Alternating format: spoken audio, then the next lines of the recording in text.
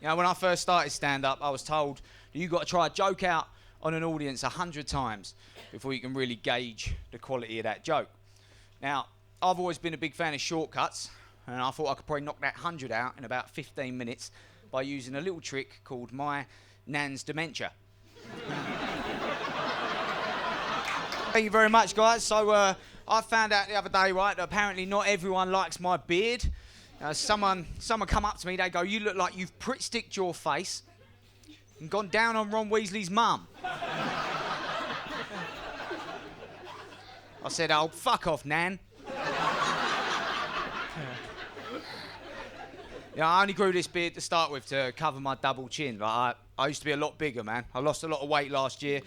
Didn't realise quite how big I got until I done one of them body fat percentage tests. The result didn't even come back with a number. Just said, probably good at darts. You know, that was last year my focus was my outsides. This year I want to get a bit healthier on the insides. You know, so to keep the motivation up, I thought what I'm going to do is I'm going to be an organ donor. So when I die, I'm going to donate my organs to my local charity shop. Because I figured that I'll have more of an incentive to look after my insides if there's a chance they might make the window. You know, it's my wife that wants me to be a bit healthier. In fact, give us a cheer if you're married. Yeah. Now give us a cheer if you're happily married. Yeah. Now we know where the liars are. Yeah. But we got married during COVID, man. Had quite a small wedding. Nothing to do with COVID, just a lot of her family are dwarves.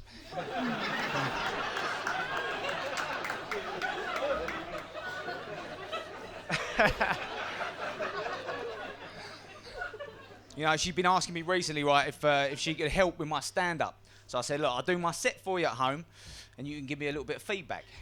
I thought maybe she'd write the feedback down, but no, she thought it was best delivered in the form of heckles.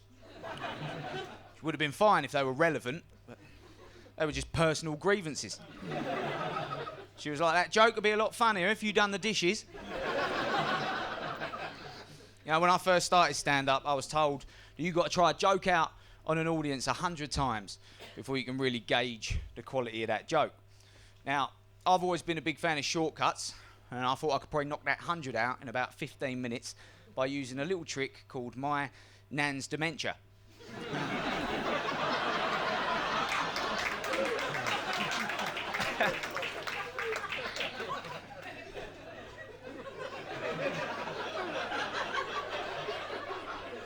Not actually as quick as you might think, because you know, after every joke you got to explain who you are again, don't you?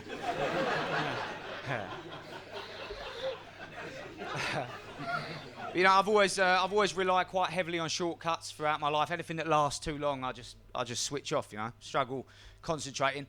I remember my first ever full-time job. I was a lifeguard, right?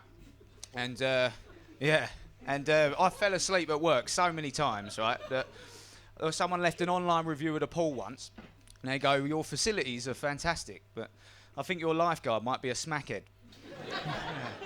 I remember one shift I was sort of like dozing off a little bit watching these two kids play, and one of them would get dunked under, and then they'd pop up and, you know, dunk the other one, and this went on for about 5 minutes or so, and then some woman just behind them walks in from the cafe, drops her coffee on the floor, just starts yelling at me, right? She's pointing at her coffee, and she's shouting, "Get over here and do your job." I'm thinking, that's a bit rude, isn't it? Do you know what I mean? Like, firstly, I'm not a cleaner. I'm a lifeguard, right? And secondly, I don't go to her work and interrupt her naps, do I? Anyway, I go see what she wants, right? So as I'm walking around the pool, I realise that she's not pointing at her coffee. She's pointing at her kids, who, as it turns out, for the last 5 minutes, I've been watching drown.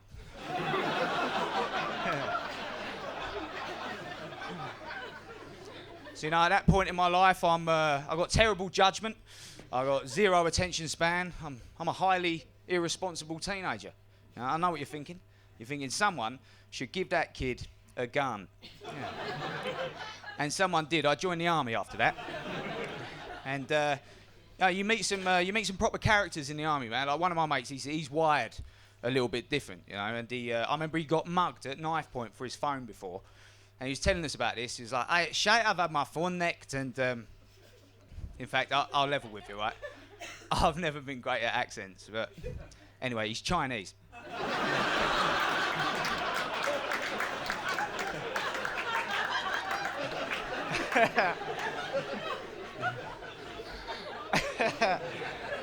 As he got mugged, right? He got mugged. He's saying, look, it's shit I've had my phone nicked, but you know me, always trying to find a silver lining.